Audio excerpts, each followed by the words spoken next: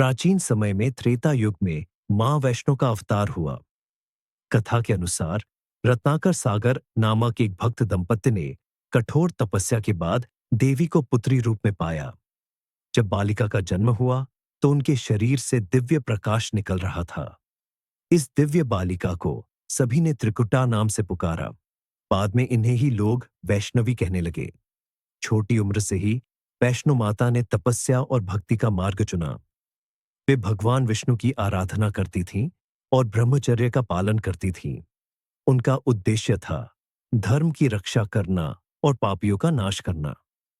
योगियों के गुरु गोरखनाथ जी ने अपने शिष्य भैरवनाथ को वैष्णो माता की परीक्षा लेने भेजा।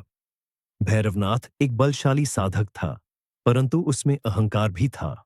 उसने मां वैष्णो देवी का पीछा किया और उन्हें अपनी शक्ति से परखने की कोशिश की।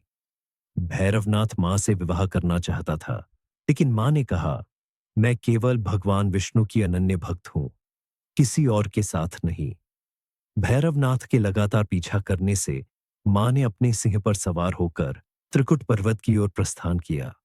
वे जंगलों, नदियों और पर्वतों को पार करती हुई आगे बढ़ी। रास्ते में उन्होंने बंगंगा नामक स्थान पर अपने तीर से जलधारा निकाली, जिससे प्यासे बंदरों और भक्तों ने पानी पिया। फिर वे अर्धकुंवारी गुफा में 9 महीने तक ध्यानस्थ रही। आज भी भक्त उस स्थान को बड़ी श्रद्धा से दर्शन करने जाते हैं। अंततः मां वैष्णो देवी त्रिकुट पर्वत की गुफा में पहुंची। जब भैरवनाथ ने वहां आकर मां पर आक्रमण किया तो देवी ने अपने सिंह के साथ उसका सामना किया। क्रोधित होकर मां ने अपना चंडी रूप धारण किया और भैरवनाथ का वध कर दिया। भैरवनाथ का सिर गुफा से दूर जाकर गिरा, जहां आज भैरव मंदिर स्थित है। मरते समय भैरवनाथ ने मां से क्षमा मांगी। मां ने करुणा दिखाते हुए कहा, जो भी भक्त मेरे दर्शन के बाद भैरव बाबा के दर्शन करेगा, उसकी यात्रा पूर्ण होगी। तभी से वैष्णो देवी की यात्रा में भैरव बाबा के दर्शन अनिवार्य माने जाते हैं। इसके बाद मां ने त्रिकुट पर्वत की गुफा में 3 पिंडियों के रूप में निवास किया।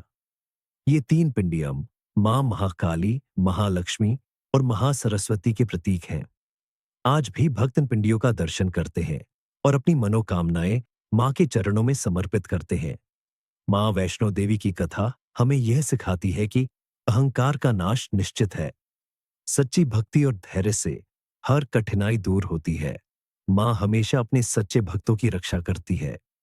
वैष्णो माता का आशीर्वाद है कि जो भी भक्त सच्चे मन से मुझे पुकारेगा, मैं उसकी रक्षा अवश्य करूंगी।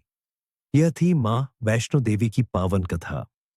हर साल लाखों भक्त कटरा से त्रिकुट पर्वत की इस दिव्य यात्रा पर जाते हैं और मां के दर्शन करते हैं।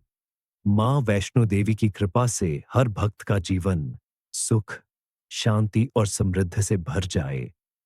आइए सब मिलकर एक स्वर में बोले, जय माता दी।